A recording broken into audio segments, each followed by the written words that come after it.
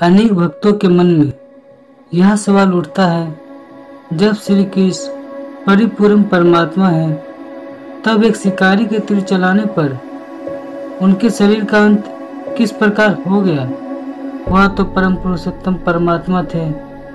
फिर यह घटना उनके जीवन में किस प्रकार घटित हुई, तो इसके पीछे एक बड़ा गहरा रहस्य है। कहते हैं एक बार महर्षि दुर्वासा, जिन्हें भगवान शंकर का अंशावतार माना जाता है, वह बड़े क्रोधित थे। कोई भी इंसान उनकी सेवा करने में स्वार्थवान नहीं था। एक बार महर्षि दुर्वासा इस प्रकार कहते हुए घूम रहे थे, मैं दुर्वासा हूँ, मुझे निवास करने के लिए एक स्थान चाहिए, परंतु याद रखना, मुझे तनिक से अपराध पर भी बड़ा क्रोध आ जाता है। भला यह बात जानकर कौन उन्हें अपने घर बुला सकता था। तीनों लोगों में कोई भी ऐसा इंसान नहीं था जो उन्हें अपने घर बुलाकर उनकी सेवा कर सके। अंत में महर्षि दुर्वासा घूमते घूमते द्वारका पहुंचे और वहां पे सबके परम आश्रय भगवान श्री कृष्ण ने आदर पूर्वक उन्हें अपने निवास में स्थान दिया। अब दुर्वासा ऋषि तो बड़े अद्भुत थे। वह तो अकेले ही 1000 लोगों का खाना खा जाते, पर कभी कभी जैसे बच्चे मस्ती करते वैसे ही वह कभी आनाकानी करते थे। खिलाने पर भी वह भोजन खाने को तैयार नहीं होते थे। कभी तो बिना बताए वह घर से बाहर निकल जाते और कभी तो 2 दिन घर में बैठे बैठे आराम करते। उन्हें पता ही नहीं चलता कि कैसे रात व्यतीत हो चुकी है और किस प्रकार दूसरा दिन हो चुका है। कभी तो वह इतना भोजन बनवाते कि बनाने वाले थक जाते, और कभी तो बहुत सारा भोजन उनके इंतजार में पड़ा पड़ा खराब हो जाता। कभी दिन को भोजन खाते, कभी रात को श्री कृष्ण को उठा के कहते, मेरे लिए भोजन की व्यवस्था करो। एक दिन तो उन्होंने बड़ा गजब ही कर दिया। जिस महल में वह रहते थे उसे ही आग लगा दी, सब कुछ जलकर राख हो गया। अब वह दौड़े दौड़े श्री कृष्ण के पास आकर बोले, मैं अभी अभी खीर खाना चाहता हूँ। श्री कृष्ण का संकेत पाते ही महारानी रुक्मिणी जी ने तुरंत स्वर्ण थाल में खीर परोसकर श्री दुर्वासा जी को दी।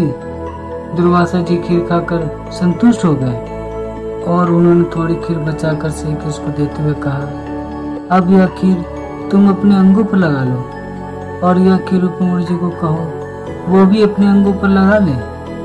अब तो भगवान भक्तों के परम भक्त हैं। उन्होंने महर्षि दुर्वासा की आज्ञा मानकर सारी खीर अपने अंगों पर लगा ली। अब जैसे दुर्वासा ऋषि खीर खाकर संतुष्ट हुए, तब रुक्मिणी जी को कहने लगे, आज मेरी रथ पर सवारी करने की इच्छा है, पर मैं अपने रथ में घोड़े नहीं बांधूंगा। उन घोड़ों की जगह तुम्हें रथ को खींचना होगा। रुक्मिणी जी ने श्री कृष्ण की ओर देखा। श्री कृष्ण ने आंखों से इशारा करते हुए कहा, संत महापुरुष है, उनकी आज्ञा में चलना ही हमारे जीवन का धैर्य है। रुक्मिणी जी घोड़े के स्थान पर बन गई। अब महर्षि दुर्वासा बड़े क्रोध के साथ रुक्मिणी जी पर चाबुक का प्रहार करने लगे। जब श्री कृष्ण ने इस प्रकार देखा, तब भगवान श्री कृष्ण भी रुक्मिणी जी के साथ दुर्वासा जी को रथ में बैठाकर सारे नगर का भ्रमण कराने लगे।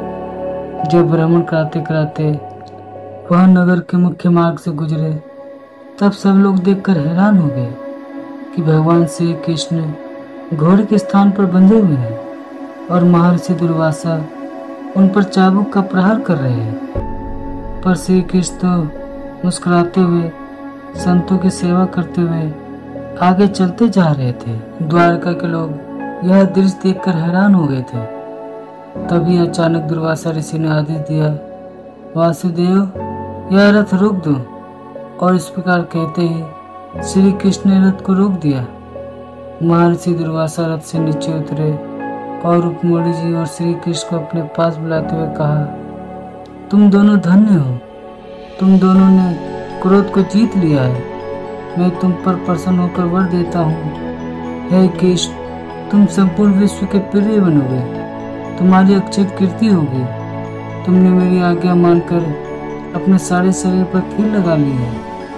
तुमने यह भी विचार नहीं किया कि वह कील मेरी झूठी है, पर तुमने गुरु आज्ञा को अपने हृदय में धारण कर मेरी झूठी कील को अपने सारे शरीर पर लगा लिया था। पर तुमने अपने शरीर का एक स्थान कील लगाने से वंचित रख लिया है। तब श्री कृष्ण कहने लगे, हे नाथ, यह मुझे पता है, मैंने अपने चरणों के नीचे उस कील को नहीं लगाया था। दुर्वासा इससे पूछने लगे, तुमने ऐसा क्यों किया श्री कृष्ण?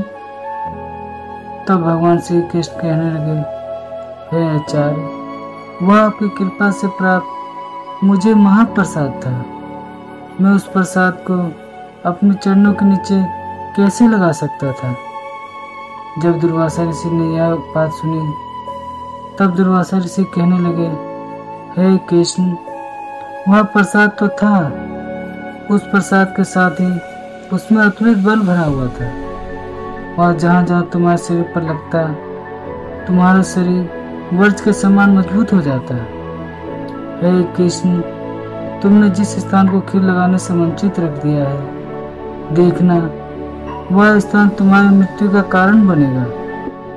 कहते हैं, जब अंतिम अवस्था में भगवान श्री कृष्ण एक वृक्ष के नीचे लेटे हुए थे, तब एक शिकारी शिकार करने की इच्छा से उस जंगल में आया। उसे लगा कि वह हिरण का शिकार कर रहा है, पर हिरण का शिकार करते करते जो उसने तीर चलाया था, वह तीर आकर भगवान के उस स्थान पर लगा जहाँ पर भगवान श्री कृष्ण ने महर्षि दुर्वासा जी द्वारा प्राप्त उस कील को नहीं लगाया था।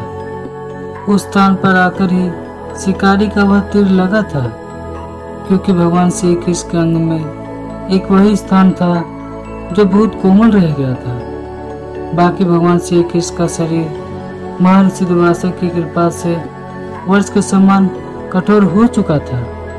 और महर्षि दुर्वासा जी ने रुक्मिणी जी को आशीर्वाद देते हुए कहा, हे कल्याणी, तुम्हें रोग तथा जरा कभी स्पर्श नहीं करेगी, तुम्हारी अंग कांति कभी मलिन नहीं होगी। इतना कहकर महर्षि दुर्वासा जी वहां से अंतर ध्यान हो गए। तो महापुरुषों का दिया आशीर्वाद कभी निष्फल नहीं जाता है। भगवान श्री कृष्ण ने सच्चे भाव से अपने गुरुदेव महर्षि दुर्वासा की सेवा की थी। महर्षि दुर्वासा की कृपा से भगवान श्री कृष्ण का नाम संपूर्ण जगत में विख्यात हो गया है, और उनके आशीर्वाद से ही संपूर्ण जगत भगवान श्री कृष्ण को अपने प्रिय के रूप में प्रेम करता है। तो ऐसे भक्त वत्सल भगवान जो भक्तों के लिए कुछ भी कार्य करने को तैयार हो जाते हैं, ऐसे भक्त वत्सल भगवान के पावन श्री चरणों में हमारा बारंबार प्रणाम है, प्रणाम है, प्रणाम है। तो कमेंट में जय श्री कृष्ण लिखना ना भूलें। यदि आपको कथा अच्छी लगी हो तो वीडियो को जरूर शेयर करें, और यदि आप मेरे चैनल पर पहली बार आए हो तो चैनल को सब्सक्राइब जरूर कर दें। जय श्री राम।